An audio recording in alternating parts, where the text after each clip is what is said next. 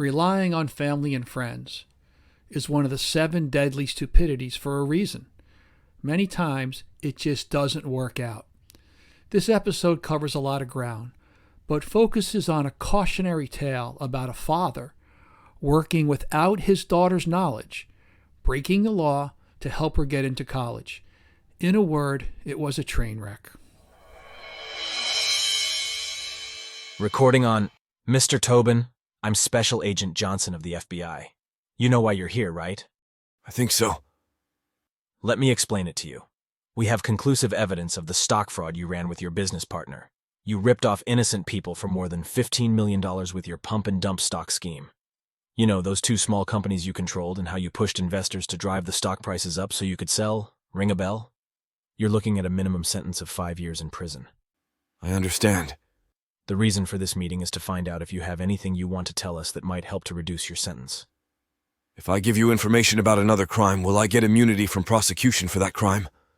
Mr. Tobin, you are not in a position to negotiate, but in the spirit of trying to move this along, let's see what you have.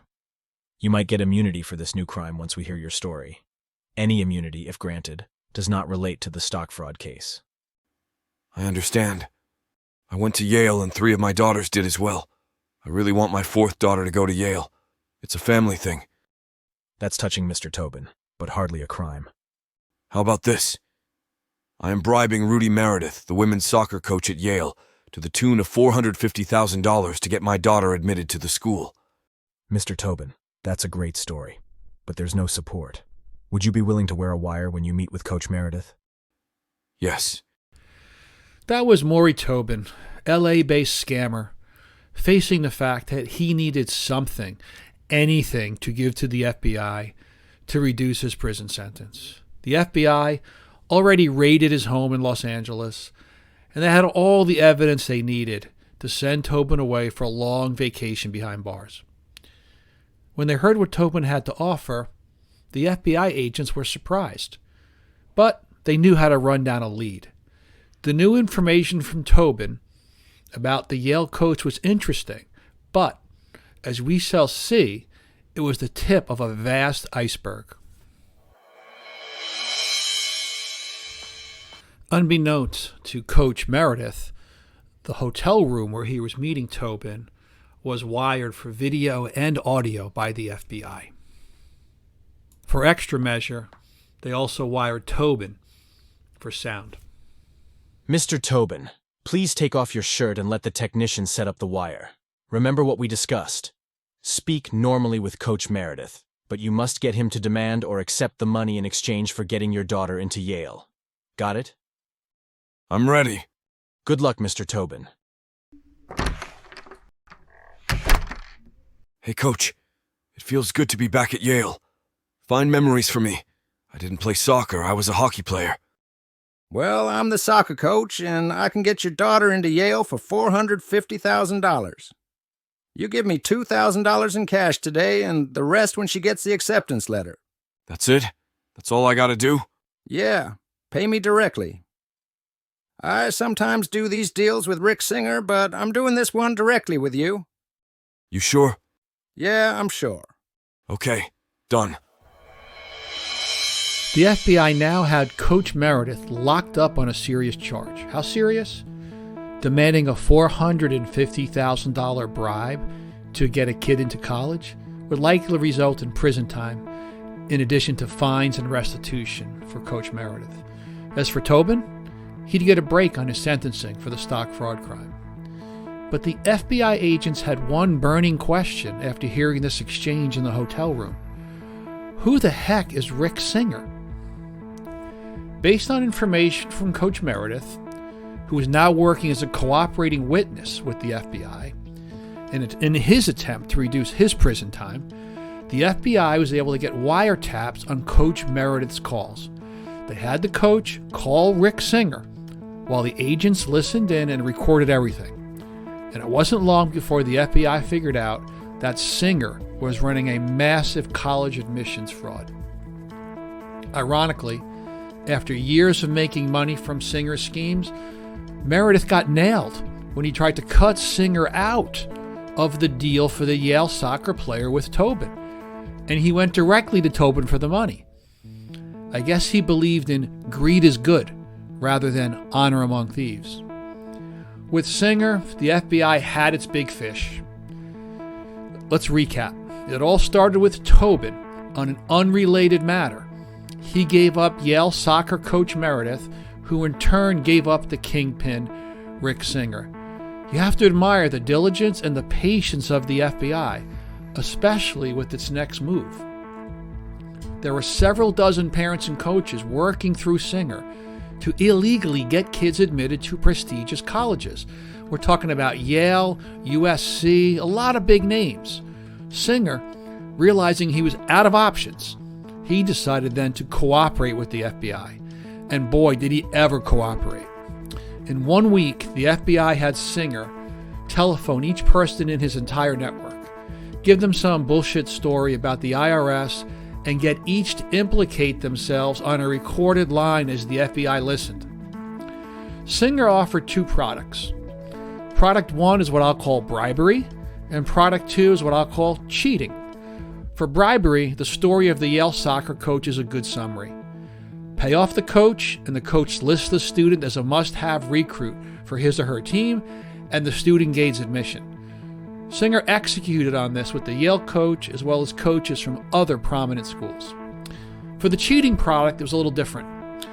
One of the parents who purchased cheating services from Singer was Gordon Kaplan. Kaplan was the co-chair of Wilkie, Farr & Gallagher, one of the largest and most prestigious law firms in the world. It represented clients like the Brooklyn Nets, MetLife Insurance, New York Governor Mario Cuomo, top law students from Harvard, Columbia, University of Chicago. They fought for entry-level associate jobs at Wilkie Farr. It was one of the handful of top law firms in the world. I've worked with many lawyers from Wilkie, and all are excellent. In April 2018, Kaplan was named by the American Lawyer magazine as the top deal maker of the year. Doesn't get much better. Co-chair of a top firm in the world, named top deal maker of the year. And backtrack for a second, Kaplan married into a wealthy family. His wife came from a very wealthy family. And as these discussions progressed with Rick Singer, which we're going to talk about in a minute, the wife wanted out of the discussion. She was uncomfortable with the whole thing. Kaplan handled it all himself. Named top deal maker of the year in April. 6 months later, he's on the phone with Rick Singer, haggling about cheating services. The cheating services were centered around the standardized tests, the ACT and the SAT.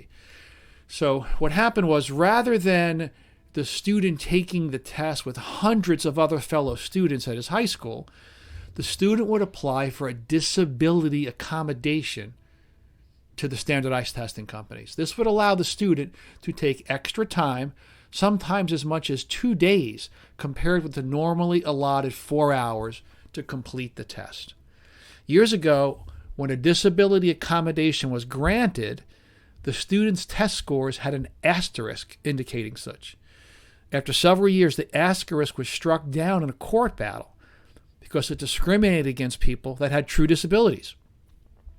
So once an accommodation was granted and in hand, the next step was for the student to make up an excuse to take the test at one of the testing centers controlled by Singer rather than take the test in his hometown.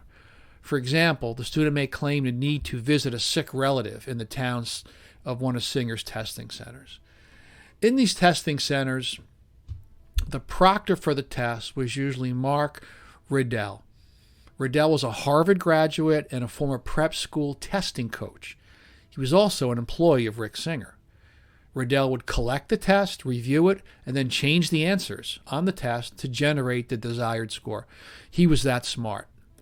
So there's a lot going on here. First, the student had to get the disability approved, probably from some psychologist that Singer, sent to the parent. Once they had the disability, they go to the testing company, they get the accommodation, and then they go the extra step to say, I really can't take it in my hometown. I got to take the test in Houston or Los Angeles, wherever Singer had a testing center. So Kaplan's first hurdle was to get the disability accommodation for his child, to get the extended testing time. The ACT board denied Kaplan's initial request, and then they denied his appeal.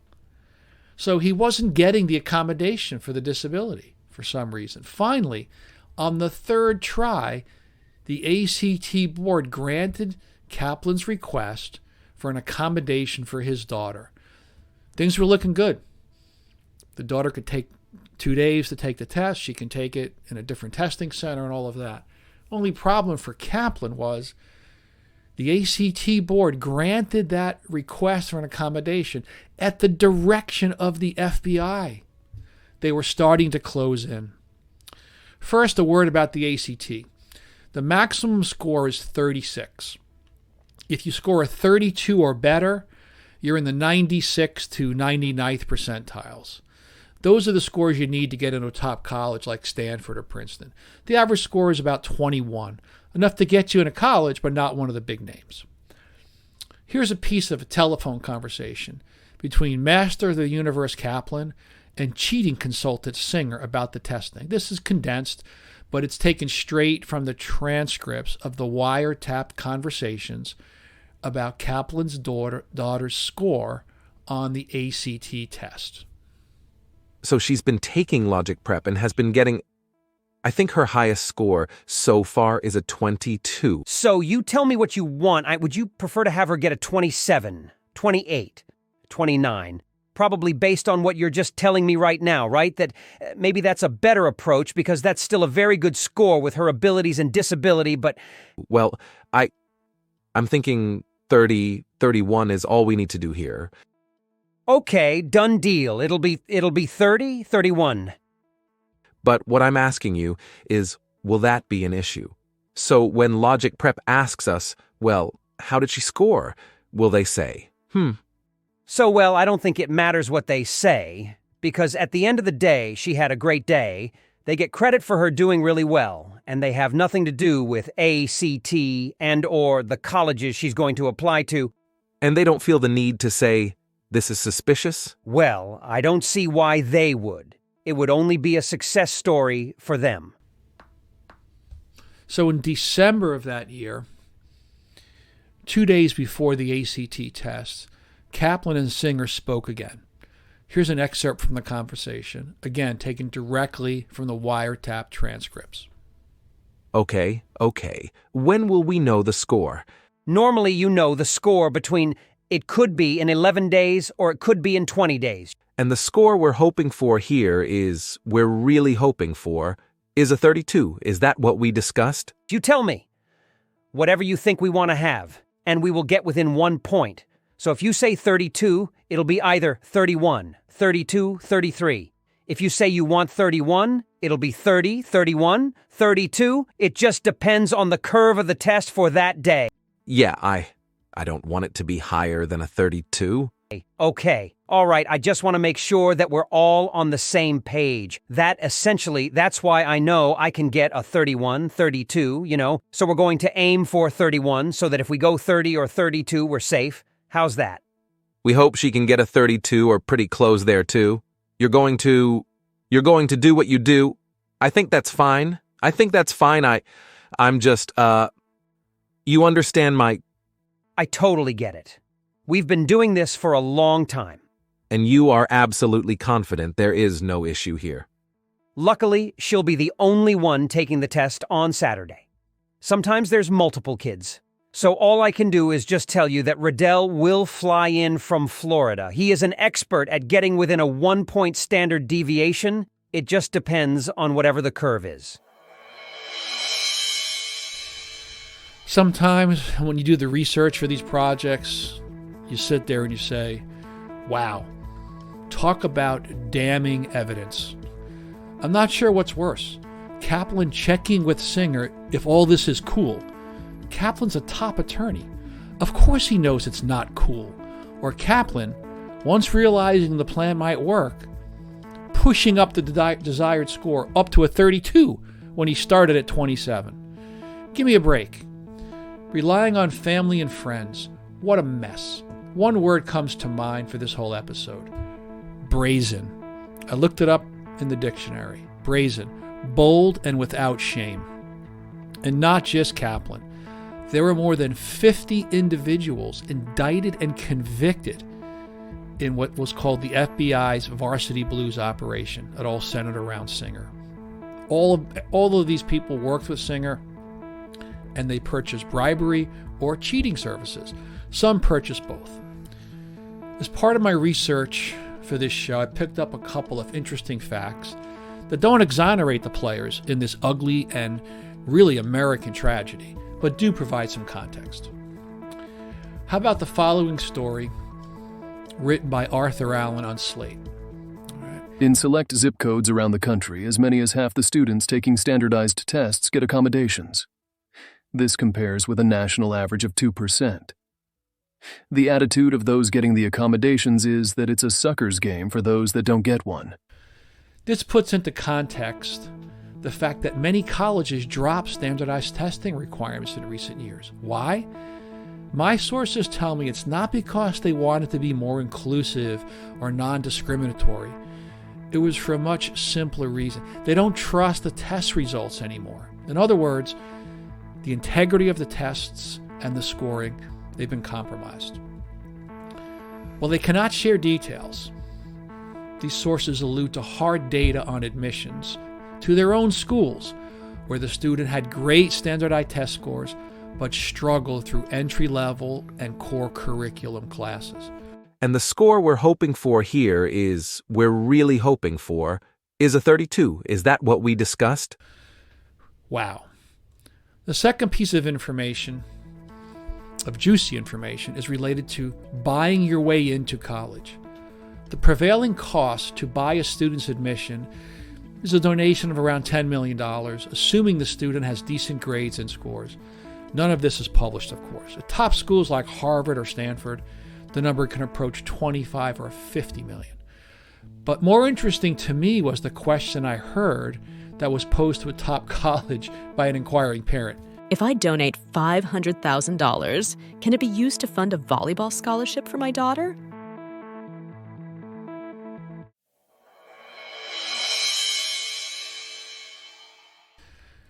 When does it end?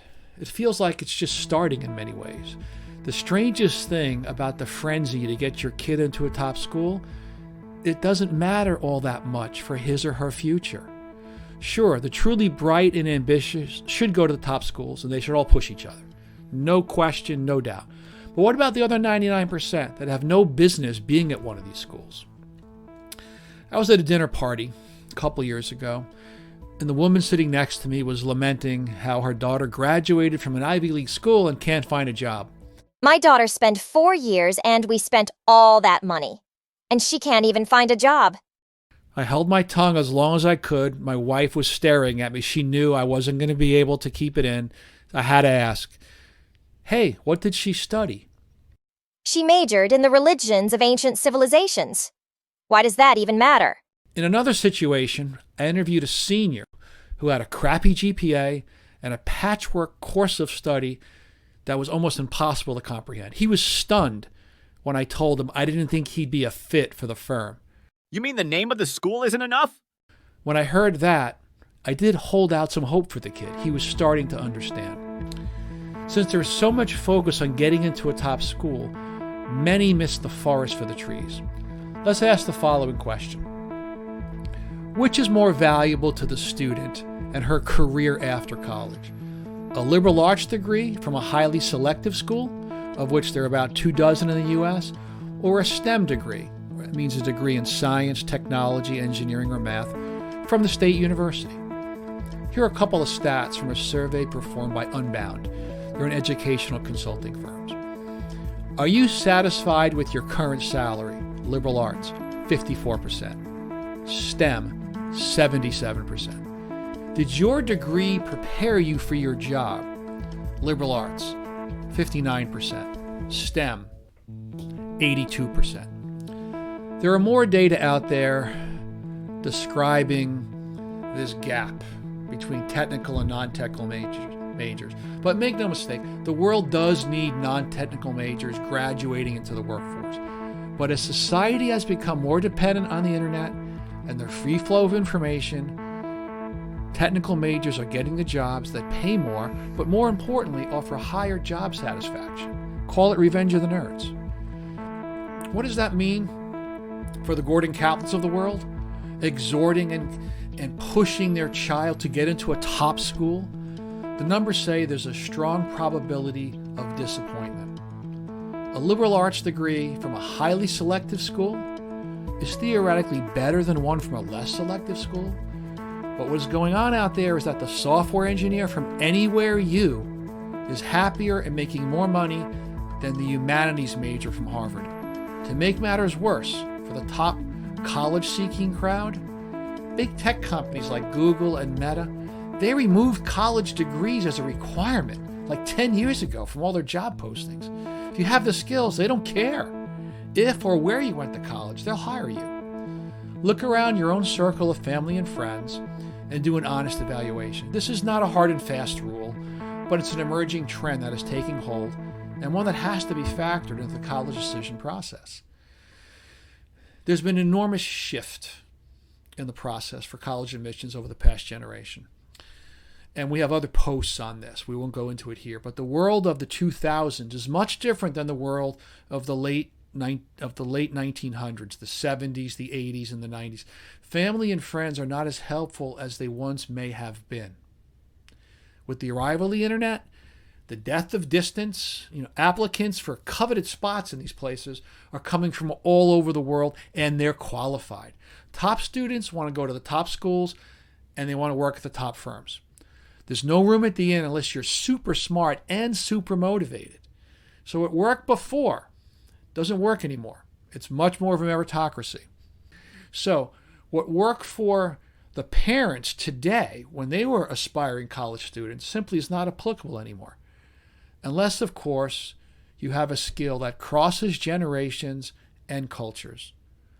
The ability to write big checks.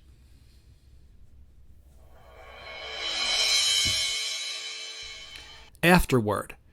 Well, they all went to jail. Singer got 42 months, and the other 50 or so participants all received sentences from weeks to months. And you saw the papers and the news everywhere. There's always these celebrities or these powerful executives all getting a perp walk and being brought into jail. As for Kaplan's daughter, guess what?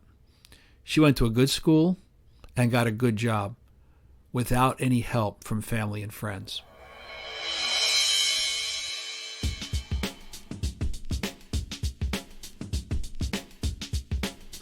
This episode was recorded at Summerfield Studios, produced and narrated by me, George Polari. Music consulting by Jimmy Lorius of Kalu Calais, sound consulting by Christopher Perazio, editorial review provided by J.D. Clanky.